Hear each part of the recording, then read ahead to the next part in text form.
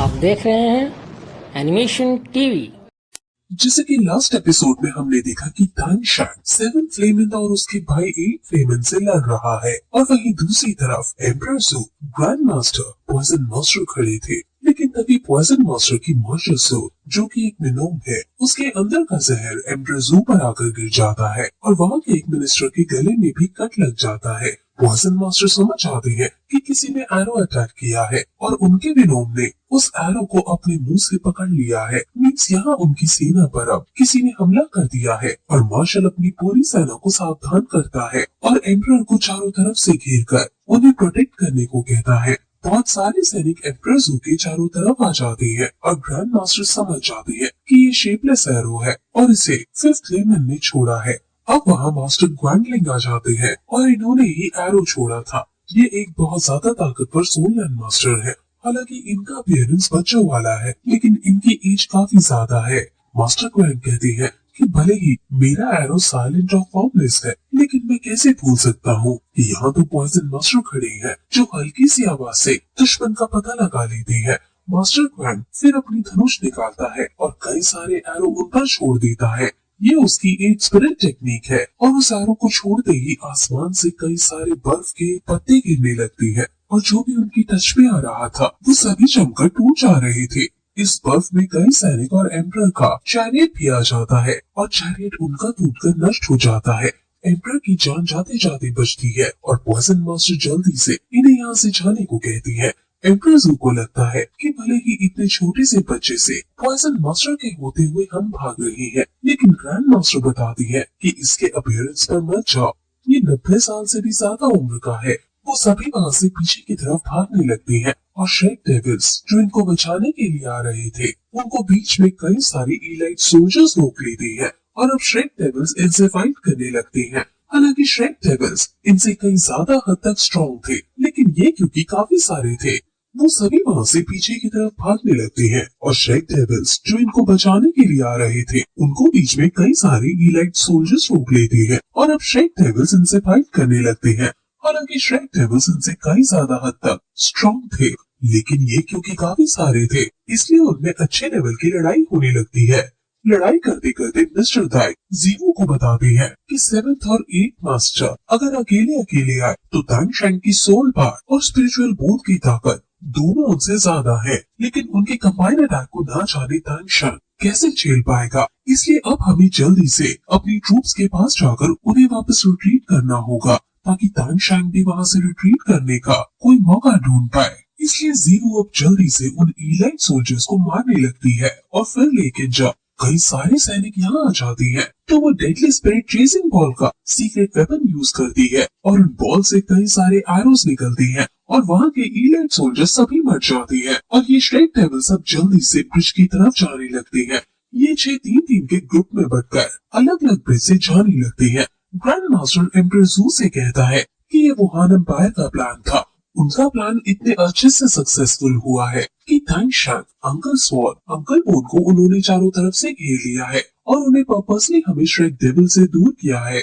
इसलिए सबसे पहले हमें आपकी सुरक्षा को देखना होगा और फिर वो सभी एम्परर को घेरकर वापस कैंप में जाने लगते हैं। लेकिन तभी उनके ऊपर फिर से मास्टर गुआन हमला कर देता है और मार्शल फिर जल्दी से अपनी एक स्पिरिट टेक्निक रैथल गेज का हमला करते हैं और अपने शक्तिशाली ड्रैगन को बाहर निकालते हैं। लेकिन मास्टर गुआन बड़ी आसानी से अपने बर्फ से उनके ड्रैगन को जमा देते हैं और फिर आगे बढ़कर एम्परर पर निशाना साधने लगती है। लेकिन तभी पॉइजन मास्टर अपनी शक्ति से उस पर अटैक करता है और उसे कहता है कि आप मुझसे फाइट करो। वही तांग शान समझ जाता है कि हमारी सेना रिट्रीट करने में असफल हुई है और एम्परर भी अब पीछे नहीं बढ़ पा रही है।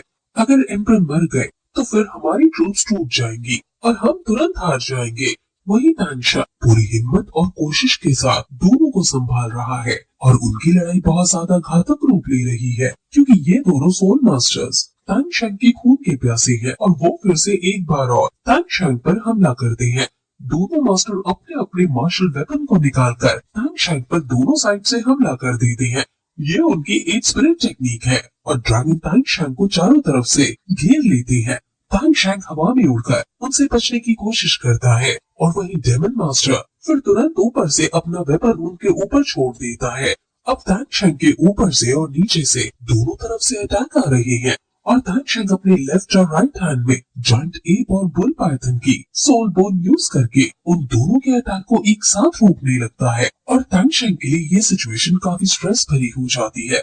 तीनों लोग अपनी पूरी ताकत लगा रहे हैं और तानशेंग की सोल पार पूरी तरह से डिप्लीट होने ही वाली है और तानशेंग अब ज्यादा इसे सही नहीं कर सकता है। लेकिन तभी दामिंग और आमिंग की सोल उसमें से निकलती है और तानशेंग भी जोश में आकर उन लोगों के लिए जिसने उसके लिए ध्यान दो एम्पायर के लिए अपनी जान दे दी है उनको सोचकर फिर से एक बार और कोशिश करता है और आमिंग और दामिंग उनके हथियारों को पकड़कर फाइनली फेंक देता है। उसने एक संग 2 स्पिरिट बोन का यूज किया है जिससे अब वो पूरी तरह से थक चुका है और वो दोनों ग्रैंड मास्टर भी काफी घायल हो गए हैं। अब तानशेंग फिर कहता है कि तुम मुझे और ज्यादा हर्ट नहीं कर सकते हो और ये कहकर वो अपने वो सीक्रेट वेपन जो उसने बनाए थे वो निकालता है। वो उसे इसे चलाने से रोकने लगती है लेकिन तभी तानशेंग इसे यूज कर देता है। ये स्टॉर्म पियर ब्लॉसम नीडल है और ये सबसे ज्यादा पावरफुल सीक्रेट वेपन है। ये कई सारे तीर उन पर छोड़ने लगता है और सीनियर लूगो खुद इसके अंदर से निकलकर उन पर हमला कर रही है ऐसा उन्हें प्रतीत होता है और ये दोनों उनके एरो से छली छली हो जाते हैं और दूर जाकर अधमरे हो जाते हैं। ये एरोस फिर हवा में जाकर डिसइंटीग्रेट हो जाते हैं और श्रेक डेविल्स इस ऑरा से समझ जाते हैं कि तानशेंग ने क्वान सुन और डेविल मास्टर को घायल कर दिया है। वही तानशेंग कहता है कि अब उसके पास और सोल पार नहीं बची है और अभी एनिमी के पास कई सारे ग्रैंड सोल एंड मास्टर्स हैं। तानशेंग अब अपने ट्राइडेंट को लेकर इन्हें मारने के लिए बढ़ता है और ये भी अपने डिफेंस करने के लिए अपना हथियार उठाते हैं लेकिन तानशेंग अपने ट्राइडेंट से इनके हथियारों को चकनाचूर कर देता है और तानशेंग उन दोनों को मारने ही वाला था कि तभी वहाँ मास्टर क्रोकोडाइल आकर अपनी पूंछ से तानशेंग को पीछे फेंक डालते हैं और तानशेंग का ट्राइडेंट भी दूर जाकर गिरता है। मास्टर क्रोकोडाइल नीचे उतरते हैं और ये सेकंड हेड फ्रीमैन है जो क्वांडोलो के बाद सबसे ताकतवर इंसान है।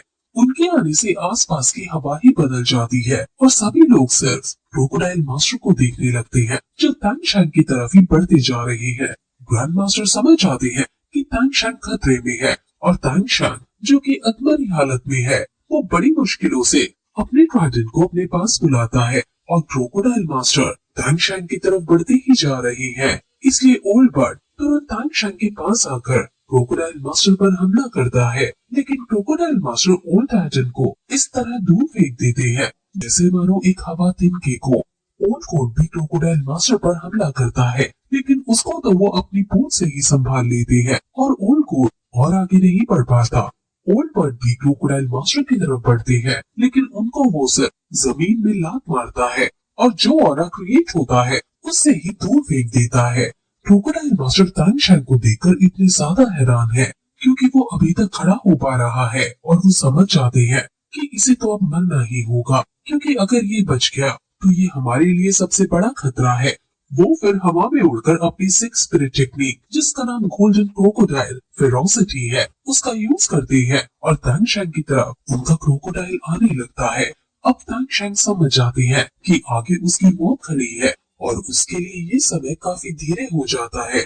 सभी श्रेक डेविल्स भी अब तानशेंग की मौत को होता हुआ देख पाते हैं और अंकल बोन और अंकल स्वॉर्ड ग्रैंड मास्टर सभी की नजर तानशेंग पर है और जीवू तानशेंग को जोर से पुकारती है और तानशेंग भी आंख बंद करके अपनी मौत को गले लगाने को तैयार था लेकिन तभी आसमान से बिजली चमकती है और तियान हान कहता है कि आखिर किसने हिम्मत हुई मेरे बेटे को नुकसान पहुंचाने की। इस दहाड़ को सुनकर वहाँ बिजलियां चमकने लगती हैं और हर तरफ ऊपर से लाल बिजली गिरती है। हर तरफ तबाही मच जाती है और किसी को कुछ समझ नहीं आता कि ये क्या हो रहा है। लेकिन तभी श्रेक डेविल समझ जाते हैं कि ये हाउ टैन सेक्ट है और हाउ टैन सेक्ट वापस आ गया है। स्कूल ऑफ 4 एलिमेंट्स भी ये देखकर हैरान है कि क्या जिसके बारे में हम किताबों में पढ़ते हैं क्या ये वही हाउ टैन सेक्ट है। वही कई सारे हैमर ऊपर से गिरने लगते हैं और दुश्मन को बेरहमी से मारने लगते हैं और बीबी तो समझ जाती है कि ये वही पर्सन है। ओल्ड कोड भी कहते हैं कि हाउ टैन सेक्ट माउंटेन से नीचे उतरकर फाइनली आ ही गए हैं। वहाँ हाउ टैन सेक्ट के सभी ताकतवर एल्डर मौजूद हैं और ओल्ड कोड ओल्ड टाइटन सब इन्हें देखकर काफी खुश है क्योंकि काफी समय पहले इनके असली मास्टर यही लोग थे। हम फिर तियानहाओ को देखते हैं, जिसके अंदर से काफी ज्यादा ऑरा निकल रहा था और उसकी एंट्री सच में गूज़बम्प्स देने वाली है। तानशेंग भी अपने फादर को देखकर खुश है और एक उसका कजन तानशेंग को संभालता है। हाउ तैन काफी गुस्से में क्रोकोडाइल मास्टर से कहती है कि तुम मेरे बेटे को नुकसान पहुंचाना चाहते थे। वो अपने हमर को फिर जमीन में पटकते हैं और अब उनके गुस्से का शिकार क्रोकोडाइल मास्टर होने वाले हैं और अब यही एपिसोड खत्म हो जाता है।